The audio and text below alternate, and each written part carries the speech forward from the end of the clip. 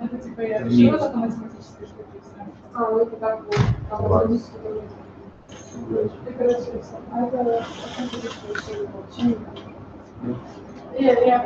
это я решала, и отправила все. Ну, просто если на первый круг. Да, это на самом деле нужно печально. Ну, все равно только что тоже, они, значит, может быть, последние задачи, там на кучу список, вот там ты последний, у нас 3 часа читать. Просто потому что-то такого будет считаться полчаса. Объемы данные, что числится полчаса. Слушай, много себе надо. это типа реально. Не, ну слушай, типа, они краговские задачи часто дают, краговские задачи полчаса считать. У меня того как. Краговские задачи, типа, там 3 часа считать и себя учить еще. Следующее, мы написали следующее, наверное, 17. Она будет в этом. Ее надо сегодня. Я не знаю, что я написала эту домашку, но это что. По нашему машину?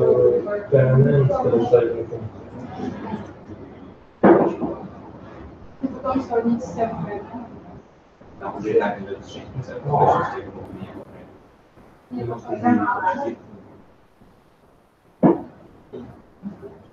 Я вообще не говорил,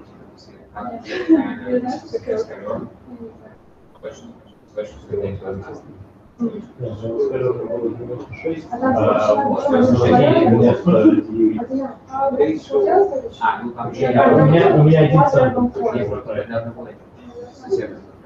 Один сосед.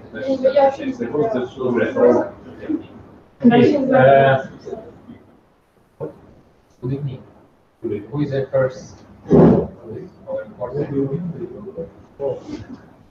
Андрей, About the вы, кстати, видели, что это он наш написано правильно, Андрей, а другой Андрей.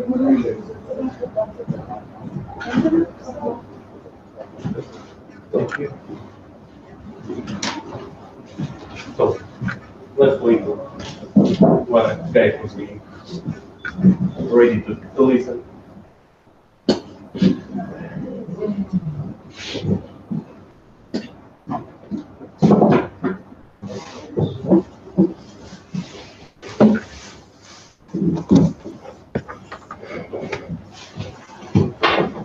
Actually, hello everyone. First, I would present to you my topic of current research. It is modeling of human mind, human consciousness, and artificial intelligence consciousness as well. It's a consequent thing for me. Actually, I thought that my last presentation was bad as project presentation, but good as scientific one.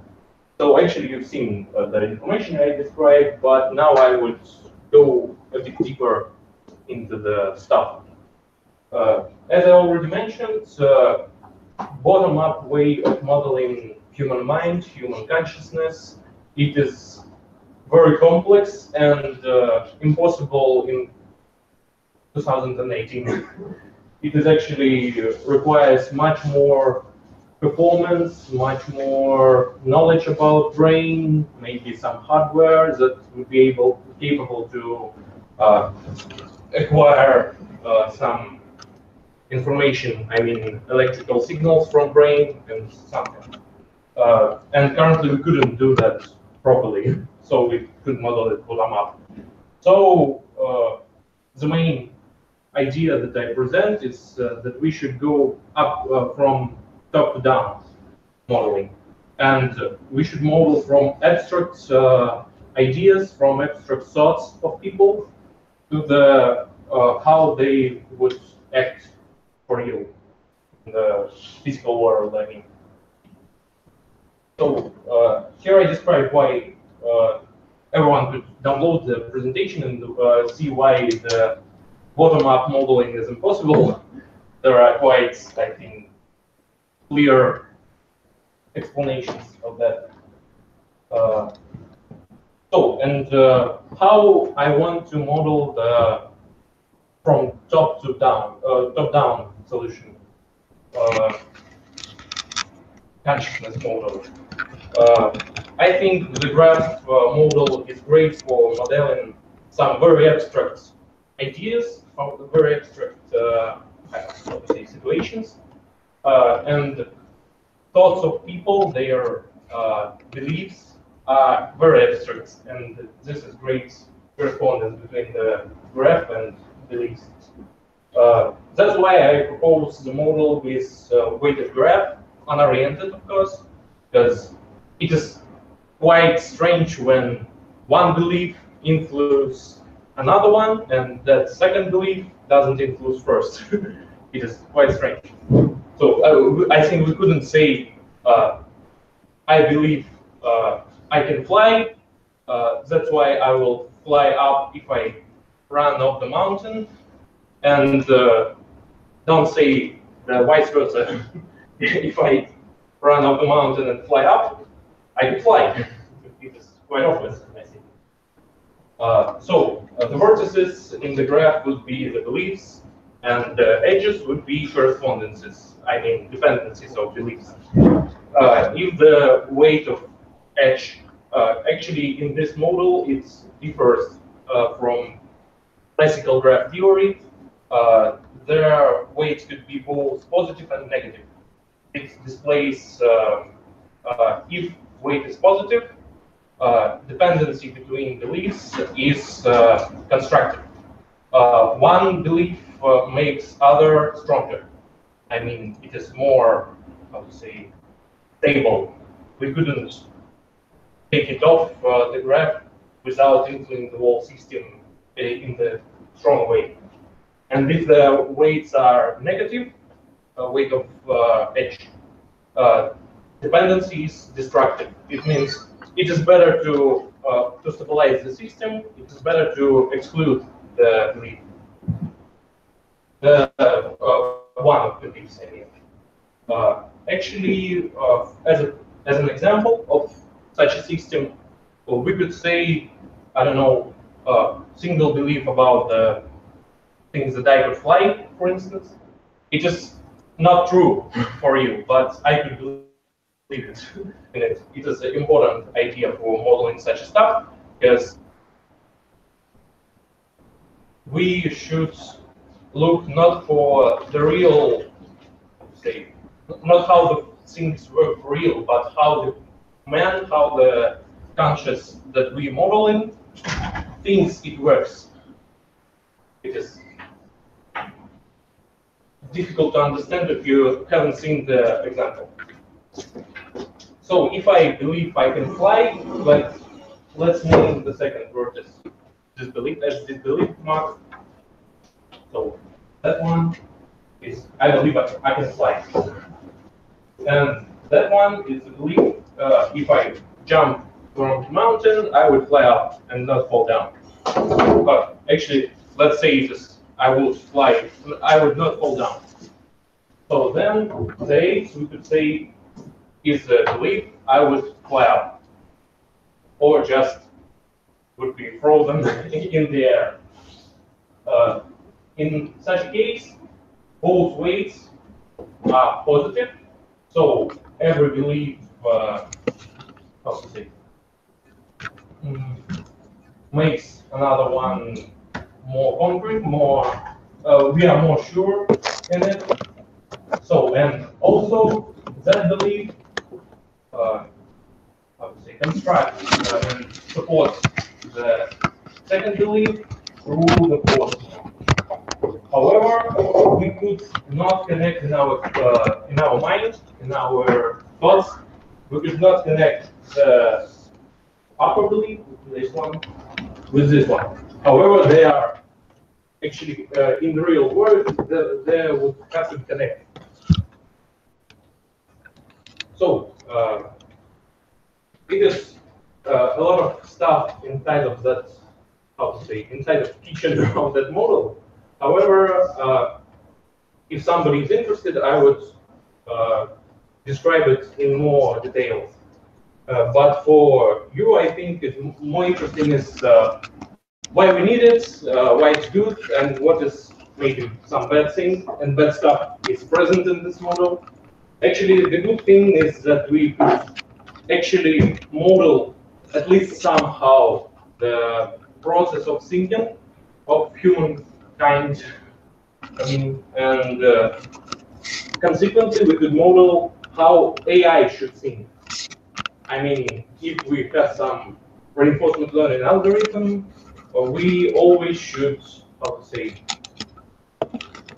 we always should let him know how to make a decision if there is, how to say, two different feedbacks that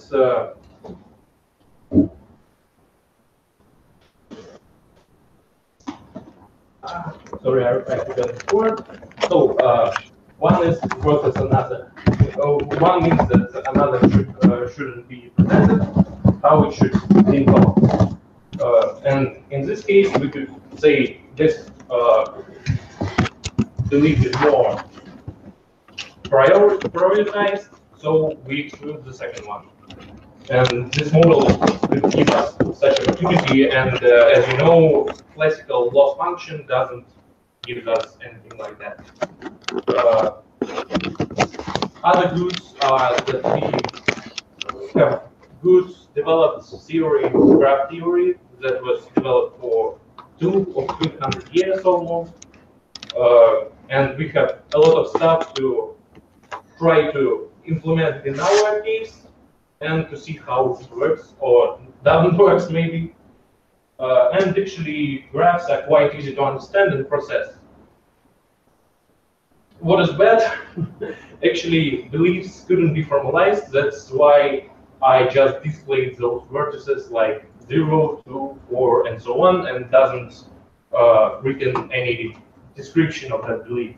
Because for real, we couldn't say how formally would sound that man could fly. Some men believe that some men could fly. It could be displayed in many different variances, and actually, in one way, it could, how to say, have different dependencies for another beliefs than in another, if it is displayed in another way. That is the first and very massive problem that I don't know for sure for now how to handle with, but we could avoid using formalized beliefs just by displaying it like this belief is about something like man flying, and it depends to another one that we are interested in such a manner that we display like 4 on the graph. I mean, weight of h is 4. So, and the second problem actually is that weights couldn't be evaluated accurately. We couldn't say, I believe that man could fly with a strength of 4. It doesn't give us any information about it. But actually, we could use comparison method and say, I believe that man could fly stronger than man could, I don't know, build a full AI. So, and maybe you would see some difficulties as well. So about application, I actually mentioned just about everything. So if you have any questions, I think you have some. I am welcome. Oh, I have the one question. Where is data analysis or machine learning or something like that? Actually, machine learning is an application. Firstly, the second point of applications here is about the AI construction. My dream actually is to construct the complete AI that would work for man in any situation, and so it doesn't need to work. I saw the model, like graph model, like you try to describe the process of man thinking with graph. Yeah, yes. But what should actually the application AI do with this model or this audit or something? Actually, as I think I've already mentioned in previous presentations, most of AI algorithms, or maybe all of them, I'm not sure about that, were impressed, were, how to say, inspired by the biological stuff. I mean, if we have some image recognition algorithm, it is inspired by the usual way of how we see the something, I don't know, table is a table. And actually, it is the same situation. We see how the people think, and we say to AI, think like that, in the same manner. So actually, my thought about the application is to, when we're talking about the general decisions, I mean strategical decisions, to remove the classical loss function, or maybe just to make its influence less, and replace it with that graph model that would look for contradictions in some feedback that we receive and process it. It is the first point about the machine learning, and actually all that model is kind of like knowledge extraction not algorithm, but method for learning about the human brain using the machines. Have you researched already existing algorithms of decision making, and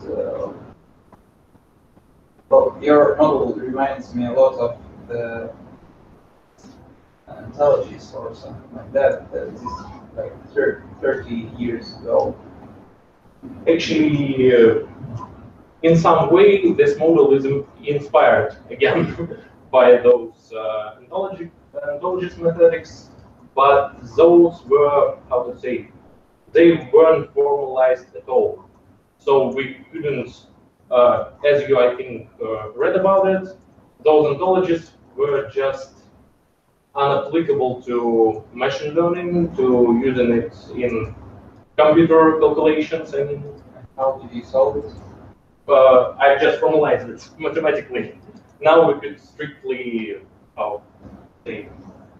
see what depends on what, and what are contradictions, and so on, and just perform it in how we usually perform any graph model.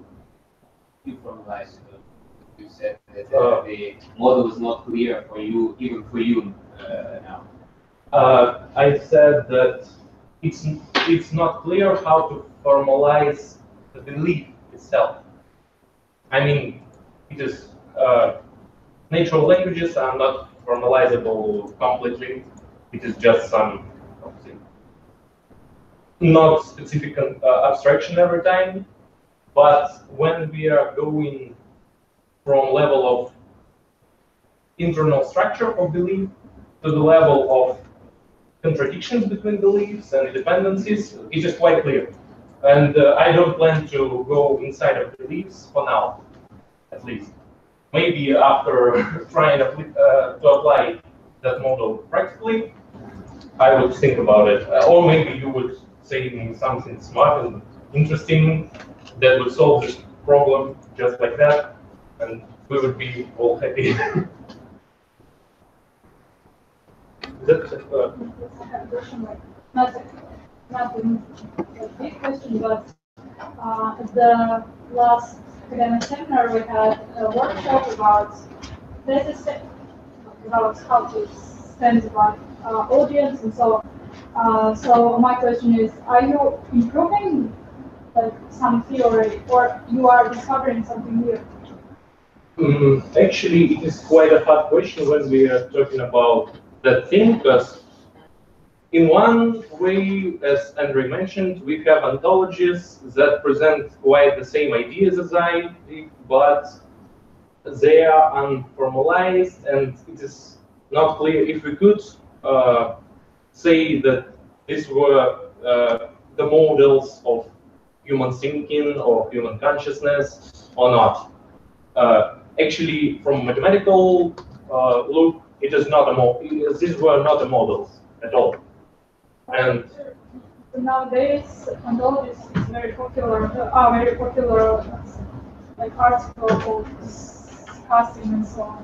So I don't know, like maybe there are some modern researchers which have realized this idea and so on. actually, I tried to look for it, but I found nothing at all that was, I would say, applicable for real calculations. I mean, that was all about, we would think that, I don't know, beliefs are atomized or something, just some thesis about it, and this leads us that some, how to say, some idea about human thinking is correct or incorrect, and that was all. So in this way, it is completely new knowledge about. But if we think about the inspiring and so on, it is just improving the ideas that were constructed like hundreds of years ago. Said that those researches are not applicable. How do you plan to use your model? How do you plan to implement it in some software? Actually, as how I do you prove that it performs better than unformalized ontologies? Applying to the artificial intelligence ontologies are not applicable, as I mentioned. It is not for calculations. And as I already answered to Daniel, I just plan to replace the loss function in the strategical decisions modules of some reinforcement learning algorithms for that model. Just a graph of beliefs about the world that would contradict or not one to another. And then I would just compare how the loss function performs and how the graph model performs. I think it would be quite clear. What would be the What? loss function is?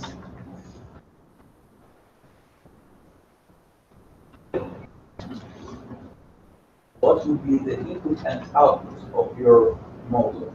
Because you described just a graph without any process of reduction or building up, or what's the result of the process. You didn't describe the process, any process.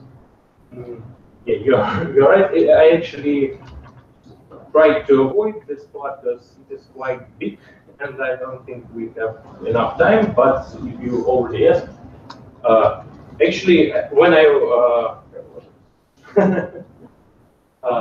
I was talking about that destructive and constructive influence of one vertex to another, it was completely about the process, because influence is the process.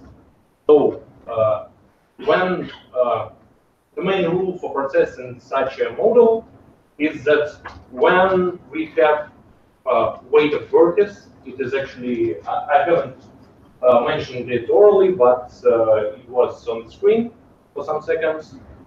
when the weight of the vertex, which is the summary weight of its set, is negative, we should exclude it.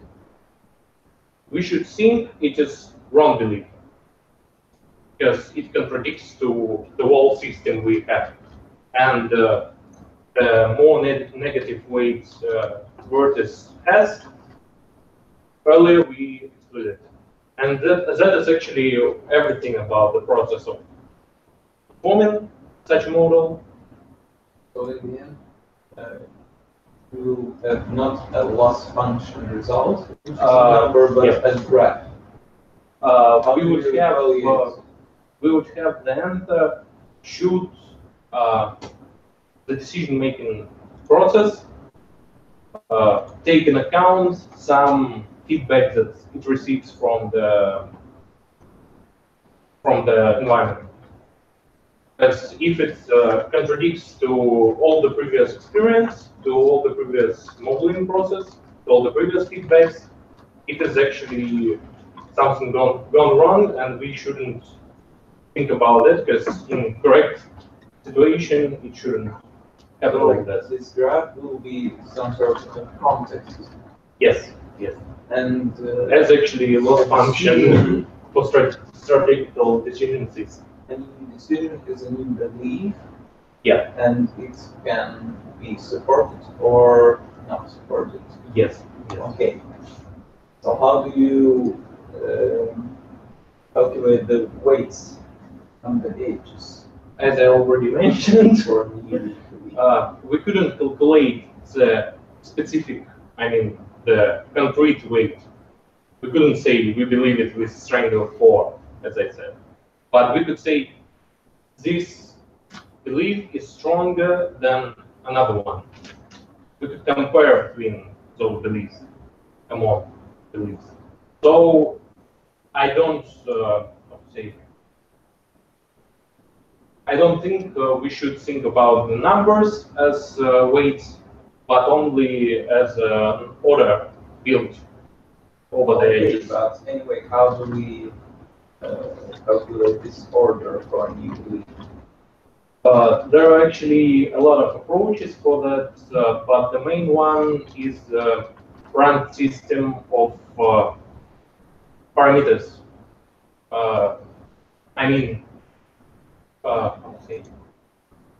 Differing of one parameter, for instance, I don't know, battery level in some AI bot that would work for you in real life.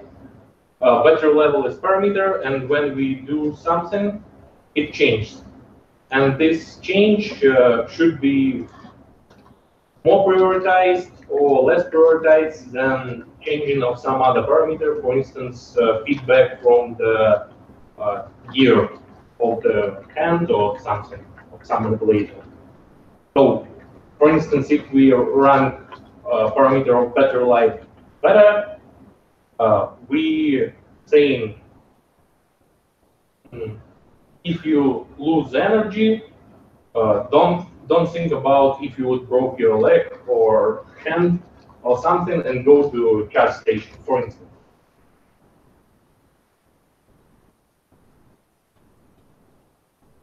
So do you believe that you can a solution so that it's good?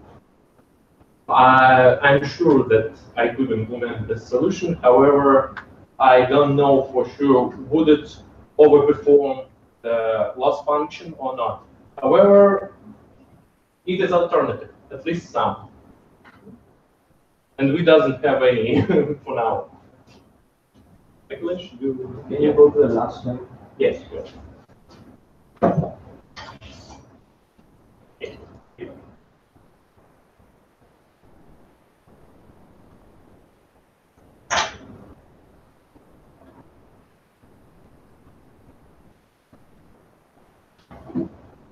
What do you mean by unnecessary calculation? What do you mean by avoid unnecessary calculations? When we are processing the classical IE decision-making model, we always calculate the whole loss function, the wall weights that are included into the model, and so on. And when we think of graph model, as you've seen, not seen, but as you know from graph theory, we have sometimes some isolated subgraphs. Or sometimes we could say we could somehow, let's say, I forgot this word again, include other beliefs into the one. And say it is one vertex, it includes in that manner. And then quantity of populations would reduce many times. So that's what I mean. I'm asking this because I think the sentence is incomplete. Oh, yeah, you're correct. I've actually missed something. I don't remember for sure how it happened.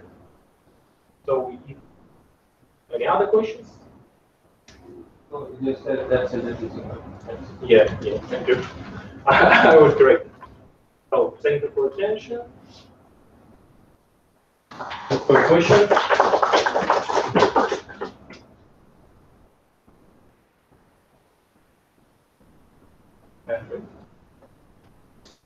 It's your turn.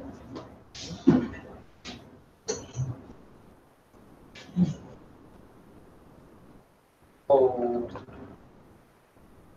I was supposed to make a presentation about the literature review on my problem, but failed miserably to manage my time. So I'm going to just walk you through the one article, which is exactly the description of the method of reproducible tendencies, as I think speaking about this presentation for now.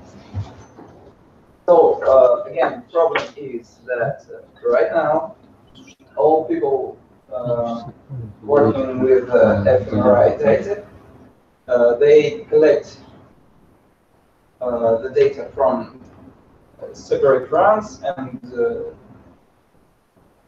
these runs made with different subjects.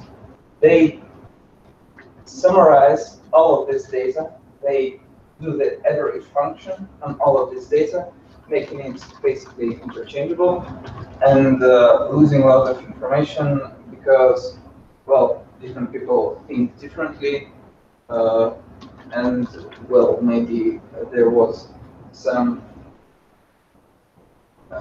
tendency in between runs, so people get tired if you work with them like for 8 hours there in the test to think about something. So all of these possible tendencies and information would usually get lost, and this method is supposed to fix this. Here you can see a little research. We have subject looking at pictures, and these pictures are faces, cars, and houses. fMRI data is very hard to collect. It needs a lot of time to process well, to operate the machinery, you need a lot of time. So there's usually very little amount of data available. Here we have 12 runs, and in this study, it's been noticed that in 8 runs, a certain part of the brain responded for face better than for the cars and for the houses. And in 4 studies out of 12, it responded to houses more than faces and cars. Well, then you can ask a question: if this part of the brain is supposed to process faces or houses? Well, the answer that was given in this particular research is that it's about faces. But we can see that this data is not very believable.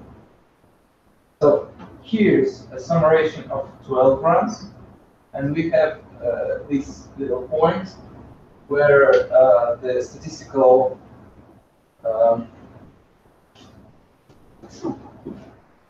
power of the research tells us that these parts of the brain react to faces. But if we split this runs based on some other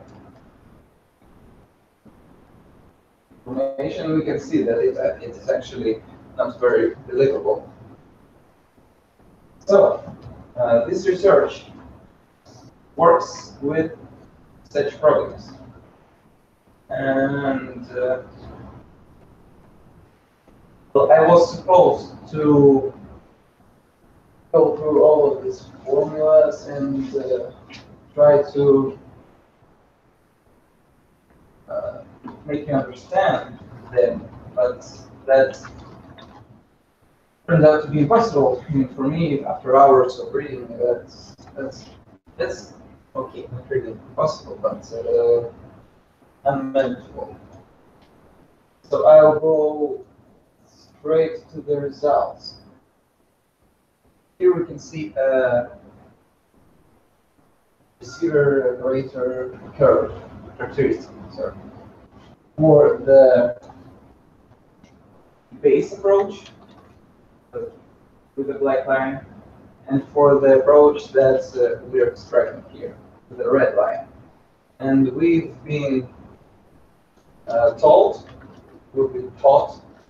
about the receiver operator curve. You can see easily that the new approach is better than the old, right?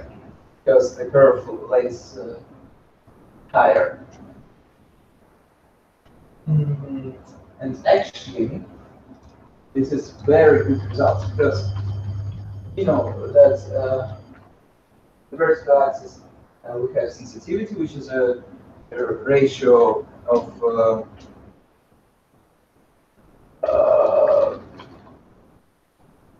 samples that are marked as active and truly active.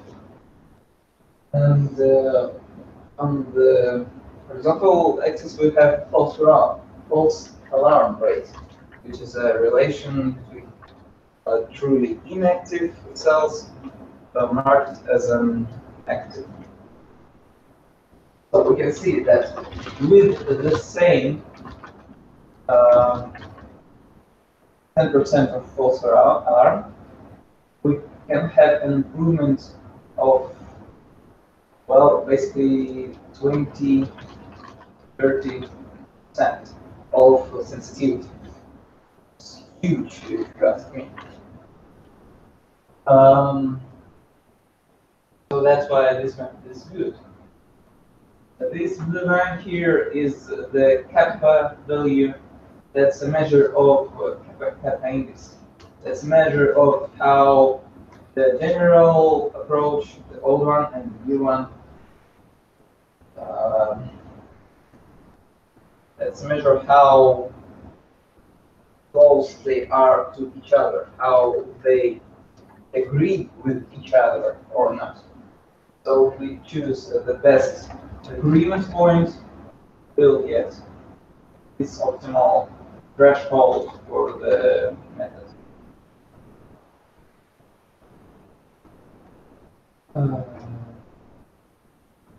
Study has been shown that this method is robust for the small sample sizes.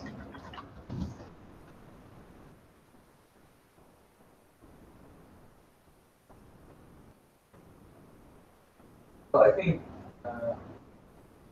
this plot here is the most important part of the set. So that's all I have to say. I can go into details with the mathematics behind it, but as a review, I'm done.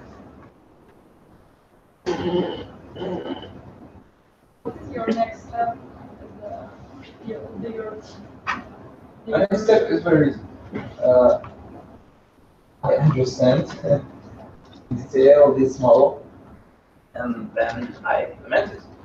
Because it's actually not that hard. Where do you want to apply this? Yeah, application.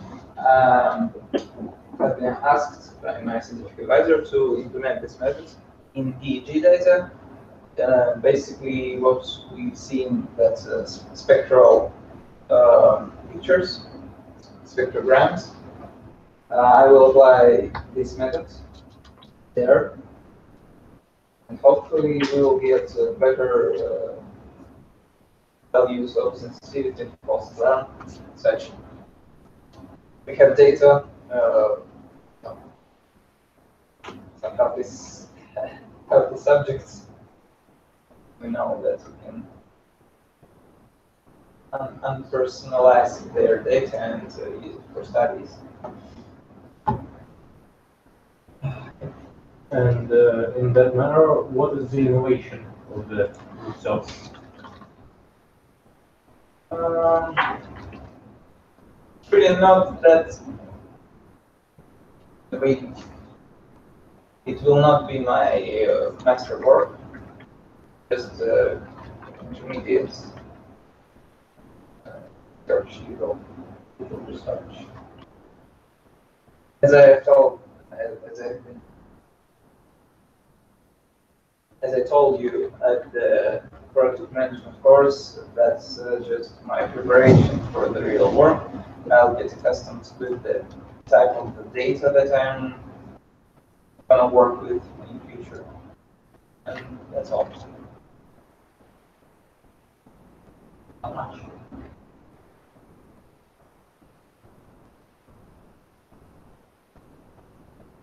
But hopefully, this method will be used in the real studies performed by the Sebastiano in the future, because he works with EEG data a lot, and if this method shows to be better than who knows, maybe he'll use it in the real world.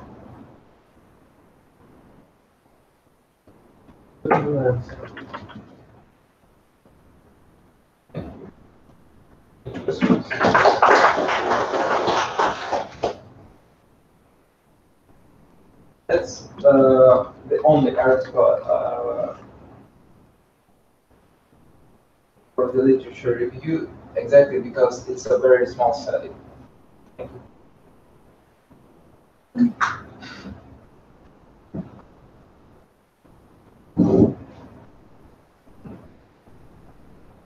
So that's all.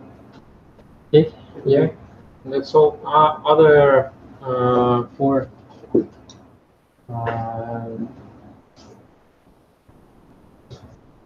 as for other researchers and teams that we stated that there are four teams who play Kegel and other who didn't form their team to prepare reports on our seminar. So also we need to plan our next meeting next Thursday, and only one person scheduled his meeting, Andrey, in wiki. No, Redman wiki. So I see that crowdsourcing is not working in our team. Yeah. So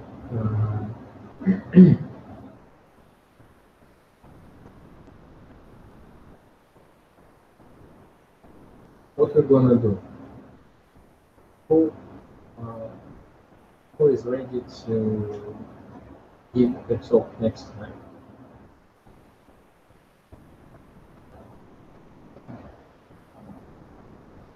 No. Okay. Who has already took part in Kaggle activity? One? Okay. Who from Teams? Yeah, form teams and try to submit to leaderboard. No one. Yeah, probably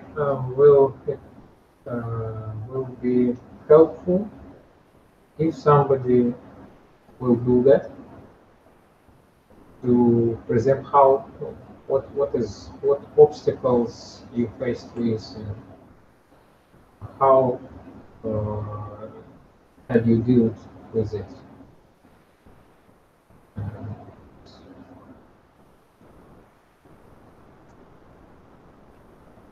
Okay, any suggestions for next time? What will,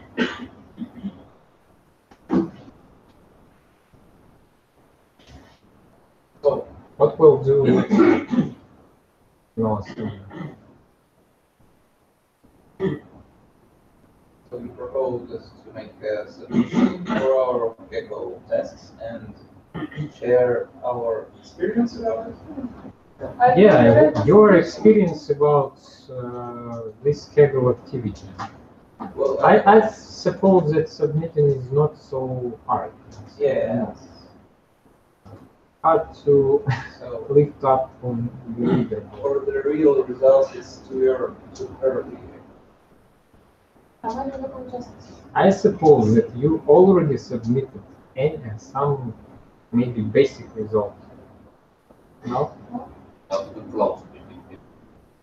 In fact, the first step is just to understand what is the competition. So I think the only thing we can do is just present what competition we chose, why we did, and maybe what data we have, what we need to do with it. What instruments will Yeah. Yeah. What is baseline for this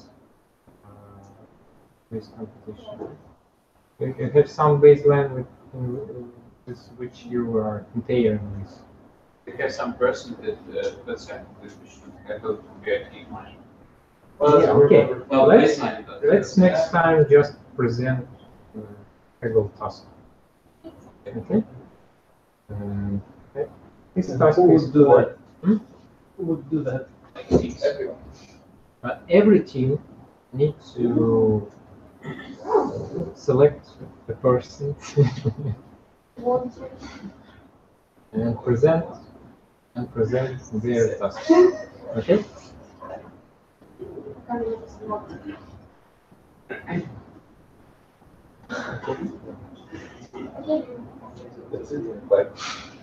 That's it.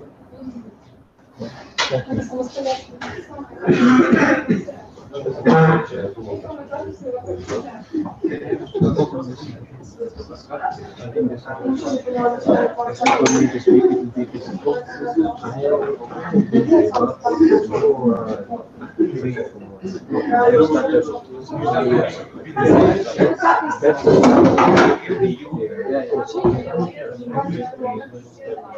So starting this Saturday.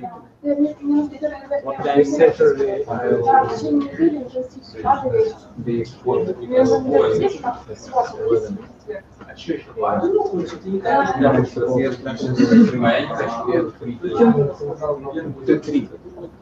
We have 2 p.m. project management on Saturday. So maybe I was thinking maybe evening I could. Great. Okay. You write me in Telegram and I will give you. Okay, like maybe like from 2:30 or 3:10 maybe. Because I started to build a basic model. It required some kind of installation of something for HMI. That requires a Visual C++. I'm not sure if it's there. That's just it's not that. I can give you some machine workstation. If you said that you will give me that workstation. Yes, this workstation with Red Hat Linux, this two workstations. This Ubuntu and this Ubuntu and this is Windows workstation. I suppose this what oh, you can take this one with Windows. Available representation like make make